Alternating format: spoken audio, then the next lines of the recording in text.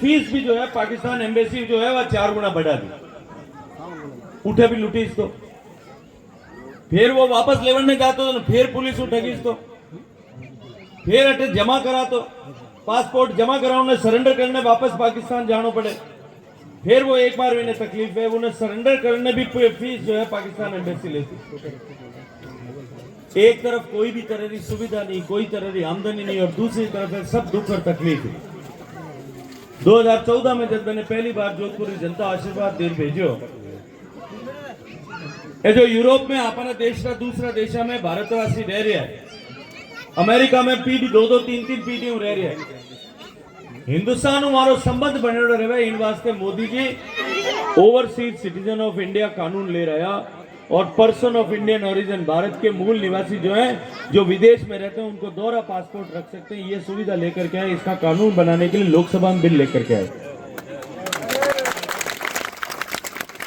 मैं नयो चुनी गयो, मैंने भी उन बिल माथे संसद में आपरी बात रखने मौको मिलो। मैं जहाँ निवेदन करियो कि मैंने 10 मिनट बोलने टाइम चाहिए, पार्टी मैंने टाइम दियो क्योंकि मैं बॉर्डर एरिया रो आदमी हूं। मैं उठे आ बात राखी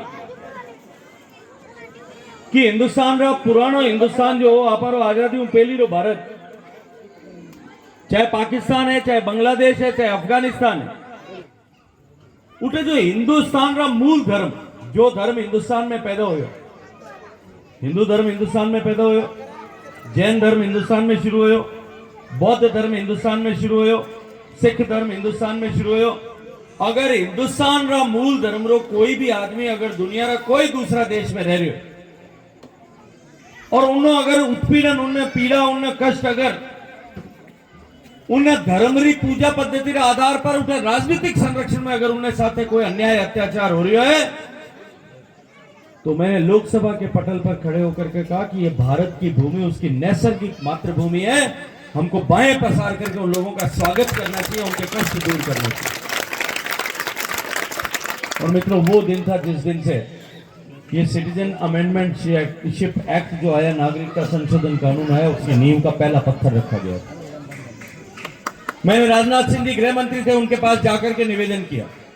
कि इन गरीबों का कष्ट दूर होना चाहिए। तब एक बार संशोधन हुआ, जो एलटीवी परमिट पर आया हुआ है वो मकान किराए ले सकता है, मकान खरीद सकता है, वो बच्चों को स्कूल में पढ़ा सकता है, बैंक का खाता खोल सकता है, टेलीफोन का कनेक्शन ले सकता है। केवल सेंसिटिव एरिया में जाकर के कोई ऐसा विषय जिससे राष्ट्रीय सुरक्षा को खतरा हो उसका व्यापार नहीं कर सकता, बाकी सब तरह का व्यवसाय कर सकता है। 80% समस्या का समाधान हमारा उस दिन हो गया। लेकिन मेरे मन में टीस थी कि नागरिकता के कानून में संशोधन होना चाहिए, और मैं अभिनंदन करूंगा देश के प्रधानमंत्री का कि उन्होंने 2019 में 2020 में नागरिकता संशोधन कानून आदरणीय अमित शाह जी लोकसभा में लेकर के आए, संसद के दोनों सदन में पारित हुआ। ये कांग्रेस के पार्टी के लोग अगर वोट मांगने के लिए आए तो उनको कहना कि जब हमारी नागरिकता संशोधन का कानून बन रहा था तब तुम लोकसभा में धरना क्यों दे रहे थे, क्यों इस कानून को रोकने के लिए काम कर रहे थे। ये कांग्रेस पार्टी के लोग अगर आपको वोट मांगने के लिए आते हैं उनसे पूछना कि जब नागरिकता संशोधन का कानून हमारे लिए बन रहा था, हमारे बच्चों के लिए बन रहा था, तब अशोक गहलोत साहब जयपुर में 20,000 मुसलमानों को लेकर के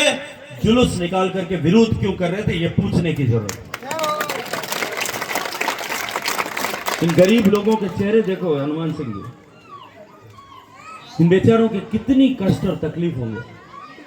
उन कष्टों को दूर करने का काम अगर किसी ने किया है और हमेशा हमेशा के लिए इनके कष्टों का समाधान करने का काम किया है तो वो नरेंद्र मोदी जी के नेतृत्व में आदरणीय अमित शाह जी और भारतीय जनता पार्टी की सरकार ने किया। ये हमारा धर्म था,